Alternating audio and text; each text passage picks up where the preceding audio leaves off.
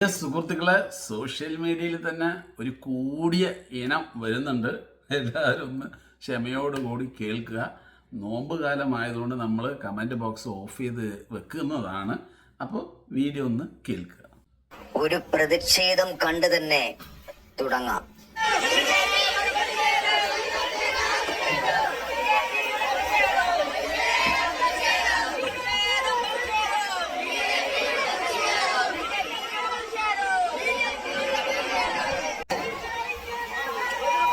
ഇത് തിരുവനന്തപുരം നെടുമങ്ങാട് ഗവൺമെന്റ് ഹോസ്പിറ്റലിലെ ഡോക്ടർക്ക് എതിരെയുള്ളതാണ്. ഡോക്ടറുടെ പേര് ബിന്ദു സുന്ദർ. ഇവർ എന്താണ് ചെയ്തതെന്ന് വെച്ചാൽ, ഇവരുടെ ചികിത്സാ പിഴവുകൾ കാരണം ഒരു ആദിവാസി വിഭാഗത്തിൽപ്പെട്ട ഒരു പെൺകുട്ടിയുടെ നവജാത ശിശു മരണപ്പെട്ടു.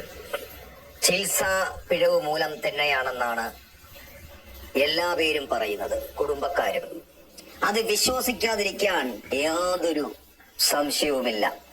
ഇവിടത്തെ കേരളത്തിന്റെ ആരോഗ്യ വകുപ്പ് എന്ന് പറയുന്നത് വൻ പരാജയമാണ്. അപ്പോൾ പ്രിയ സുഹൃത്തുക്കളെ, നിങ്ങൾ കേട്ടല്ലോ. ഞാൻ വളരെ മോശമായിട്ടൊന്നും നമ്മൾ ഒരാളെ അങ്ങനെ പറയുന്നില്ല. ഇപ്പം നിങ്ങളൊരു വിഷയം കേട്ടല്ലോ. നമ്മുടെ കേരളത്തിലെ ആരോഗ്യ വകുപ്പ് വളരെ മോശപ്പെട്ട രീതിയിലാണ് പോകുന്നതെന്നുള്ളത്. അപ്പം നമുക്ക് വേറൊരു വിഷയത്തെക്കുറിച്ച് ചോദിക്കാം, എന്നിട്ട് അതിൻ്റെ ഒരു വിശദീകരണം ഞാൻ പറഞ്ഞുതരാം. ജർമ്മനി ഓക്സിജൻ ഇല്ലാതെ കുറച്ച് കുട്ടികൾ ഇന്ത്യയിൽ ഏതോ ഒരു സ്ഥലത്ത് മരിച്ചിട്ടുണ്ട്. നല്ല സംസ്ഥാനം എന്നൊന്നും ഞാൻ ചോദിക്കുന്നില്ല. ജർമ്മനിക്ക് അറിയുമെങ്കിൽ ഒന്ന് പറഞ്ഞു തരിക. കാരണം എന്താണെന്ന് കൂടെ ഒന്ന് വിശദീകരിക്കുക.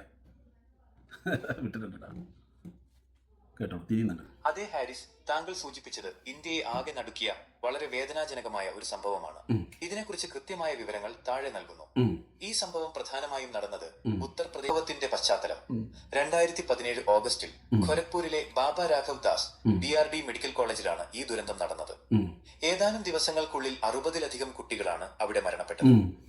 പ്രധാന കാരണങ്ങൾ: ലിക്വിഡ് ഓക്സിജന്റെ കുറവ്, ഹോസ്പിറ്റലിലേക്ക് ഓക്സിജൻ വിതരണം ചെയ്തിരുന്ന കമ്പനിക്ക് നൽകാനുണ്ടായിരുന്ന കുടിശ്ശിക, ഏകദേശം 60 ലക്ഷം രൂപ വരുത്തിയതിനെ തുടർന്ന് കുടിശ്ശിക, പൈസ തിരിച്ചു കൊടുക്കാനില്ലാതെ, അതായത് വാങ്ങിയ ഓക്സിജന് പൈസ കൊടുക്കാനില്ലാതെ ബില്ല് പെൻഡിങ് ആയതുകൊണ്ട് അവിടെ ഓക്സിജൻ ഇല്ലാതാവുകയും അവിടുത്തെ 60 കുട്ടികളും മരിക്കുകയും ചെയ്ത്.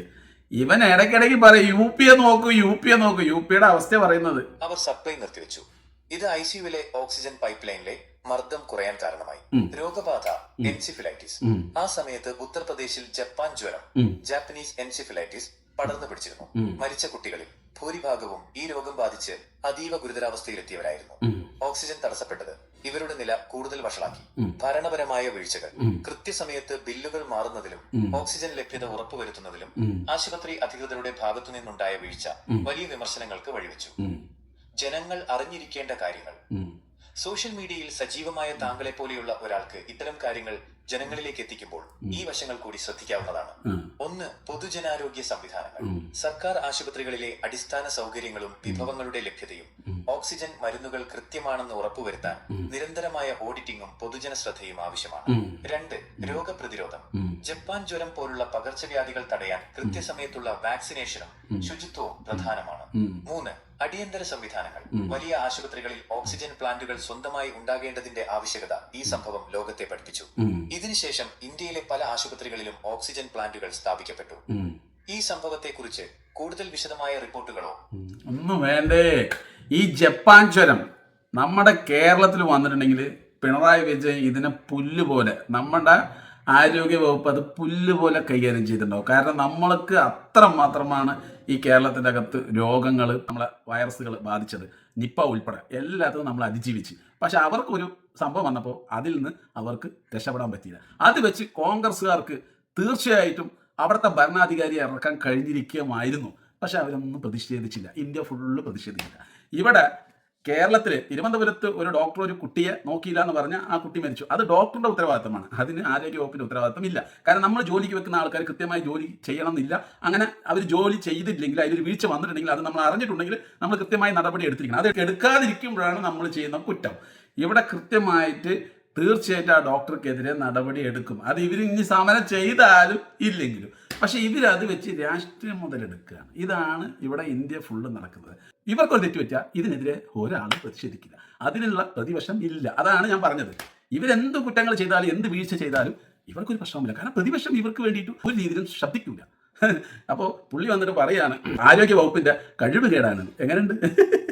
ഇന്ത്യയിൽ ഇത്രയും വലിയ ഒരു വീഴ്ച ഒരു സംസ്ഥാനം ചെയ്തിട്ടില്ല. നമ്മുടെ കേരളത്തിലൊക്കെ എങ്ങനെ സംഭവിക്കുമോ? ഒന്നാലോചിക്കുക. നമ്മുടെ കേരളത്തിലകത്ത് ഒറ്റപ്പെട്ട ഒരു സംഭവം നടക്കില്ലാതെ അവരുടെ എന്തെങ്കിലുമൊക്കെ ഒരു തെറ്റായ പ്രവർത്തനം കൊണ്ട് അതല്ലെങ്കിൽ അവർക്ക് ഒരു മനസാക്ഷിയില്ലാതെ നോക്കാതിരിക്കുന്നത് കൊണ്ട് മാത്രം അവരുടെ ഡ്യൂട്ടി ചിലപ്പോൾ കൂടുതലായിട്ട് മറ്റു കാര്യമൊക്കെ ആയിട്ട് അവർ താല്പര്യം കാട്ടാതിരുന്നിട്ട് മരിച്ച ഉണ്ട് ഒരു രോഗി. അത് അവർ മാത്രമാണ് അതിൻ്റെ ഉത്തരവാദി. അതൊരിക്കലും നമ്മുടെ ആരോഗ്യ വകുപ്പിനില്ല. അങ്ങനെ ഒരു സംഭവം ഇപ്പോൾ മുഖ്യമന്ത്രിയോ അതല്ലെങ്കിൽ നമ്മുടെ ആരോഗ്യമന്ത്രിയോ അതിൻ്റെ കാരണക്കാരനാകണമെങ്കിൽ ഉത്തർപ്രദേശിൽ നടന്ന പോലെ ഇതുപോലെ വലിയൊരു സംഭവം ബില്ലടയ്ക്കാൻ പോലും കാശില്ലാതെ ഗവൺമെൻറ് ഇരിക്കുമ്പോഴാണ് എന്താകുന്നത്? അത് ഭരണ വീഴ്ച.